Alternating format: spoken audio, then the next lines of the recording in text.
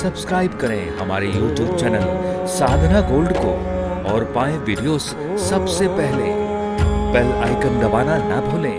दशरथ जी की एक बेटी हुई थी सुमित्रा के गर्भ से। वो बेटी दशरथ जी के एक मित्र थे, नाम था रोमपाद। रोमपाद नाम के एक राजा थे जो दशरथ जी के बड़े घनिष्ठ मित्र थे।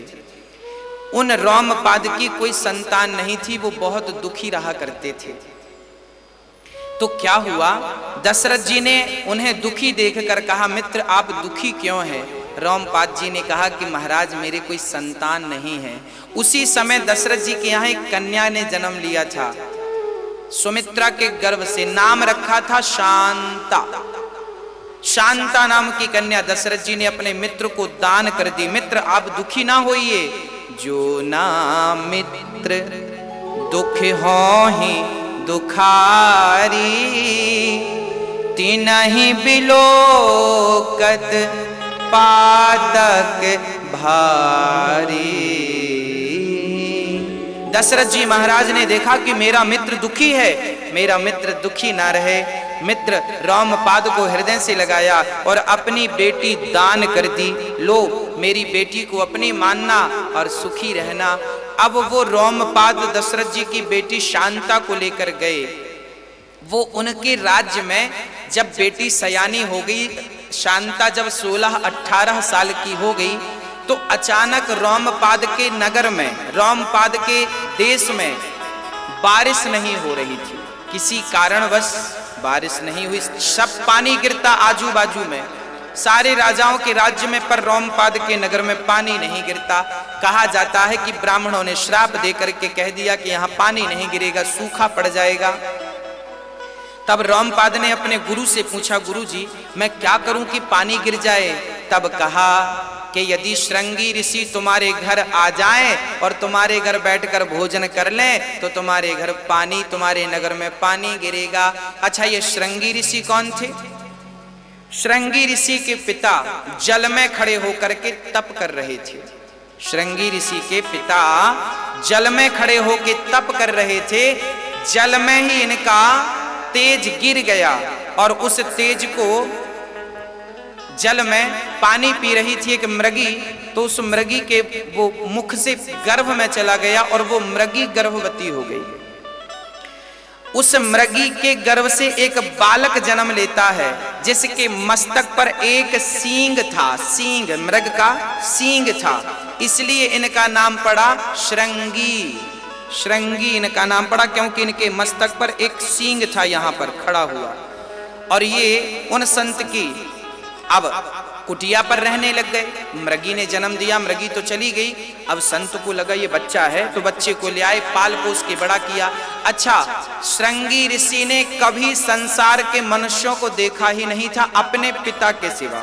अब जिन ऋषि ने उन्हें पाला उन्हें अपना पिता मान लिया। और वो जंगल में रहते, उन्होंने कभी स्त्रियों को नहीं देखा, उन्होंने कभी पुरुषों को नहीं देखा। अब रोमपाद को कहा गया कि श्रृंगी ऋषि लगभग 14 साल के हो गए हैं, 15 साल के हो गए हैं, जाओ यदि वो आपके नगर में आ जावें तो आपके नगर में वर्षा हो जाएगी। ऐसे श्रृंगी ऋषि को मनाने के लिए रोमपाद ने कुछ स्त्रियों को भेजा।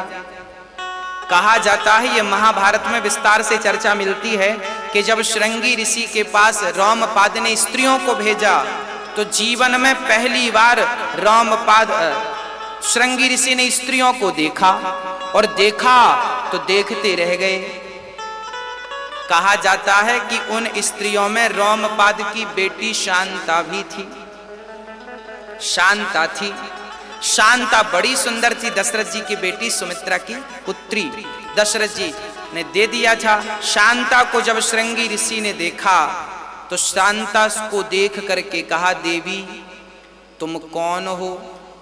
ये क्या है? ये अच्छा उसके बड़े बड़े, अच्छा श्रृंगी ऋषि के बाल जो थे वो जटाएं बन चुके थे और शांता राजा की बेटी थी तो उनके बाल बड़े रेशमी थे और लड़की थी, सुंदर थी, जवान थी। श्रृंगी ऋषि ने आज तक लड़की को नहीं देखा था, ना पुरुषों को, मतलब देखा ही नहीं था। तो उन्हें आश्चर्य हुआ कि ये कौन है। तो श्रृंगी ऋषि ने पूछा, देवी कौन हो तुम? उन्होंने कहा, मैं शांता हूं। श्रृंगी ऋषि ने बालों में हाथ रख दिया, ये क्या है तुम्हारी, ये क्या है?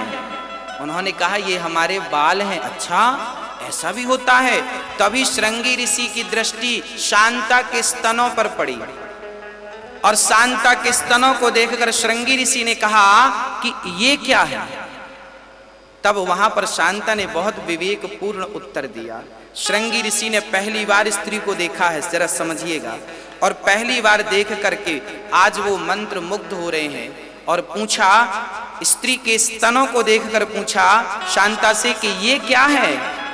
तब शांता ने कहा, महात्मा जी ये क्या है मैं आपको बतलाती हूँ। अभी मैं कुमारी कन्या हूँ, जब मेरा विवाह होगा ना, तो जब विवाह होगा उसके बाद मैं गर्भवती होऊंगी। गर्भवती होने के बाद जब मेरा बच्चा जन्म लेगा तो मेरा बच्चा इन्हीं स्तनों के माध्यम से अपना पेट भरेगा। ये बच्चा होगा, उसकी तैयारी विधाता ने अभी से स्टार्ट कर दी। शादी होगी जब होगी, बच्चा होगा जब होगा, पर बच्चा होगा तो पिएगा क्या? दूध। उसकी व्यवस्था भगवान ने अभी से स्टार्ट कर दी है। तो ये परमात्मा की व्यवस्था है। यहाँ से दूध की धार बहती है और वो बच्चा दूध पीता है। अब तो श्रृंगी ऋषि भगवान को धन्यवाद देने लगे, वाह विधाता तेरी सृष्टि बड़ी निराली है। अभी शादी नहीं हुई और शादी के बाद बच्चा भी अभी कहाँ होगा, और बाद में होगा जब होगा, और तैयारियां अभी से स्टार्ट। लोग कहते हैं भगवान है, इसका सबूत दो। अरे यही तो सबूत है कि तुम्हारा जन्म होगा जब होगा, पर तुम्हारे जन्म की तैयारियां परमात्मा ने पहले से कर रखी हैं। ये तैयारी ही ईश्वर के होने का प्रमाण है। श्रृंगी ऋषि शांता से बात करने लगे। बात करने में उन्हें बड़ा अच्छा लगा। शांता ने अपने पास बिठाया और शांता ने बढ़िया उन्हें क्या खिलाया जानते हैं? हलवा खिलाया। वो हमेशा जंगल के कंदमूल फल खाते थे, हलवा खिलाया। हलवा खिलाया, श्रृंगी ऋषि को अच्छा लगा। अब श्रृंगी ऋषि को अपने साथ लेके नाव पर बिठाई, शांता अपने साथ लेके नगर में गई। और जैसे ही रोमपाद के नगर में श्रृंगी ऋषि के चरण पड़े, वैसे ही वर्षा होने लगी, उनका नगर हरा भरा हो गया। तब रोमपाद जी ने अपनी बेटी शांता का विवाह श्रृंगी से कर दिया। ये लो हमारी बेटी को ले लो। तब श्रृंगी ऋषि का विवाह किनसे हुआ? शांता से हुआ।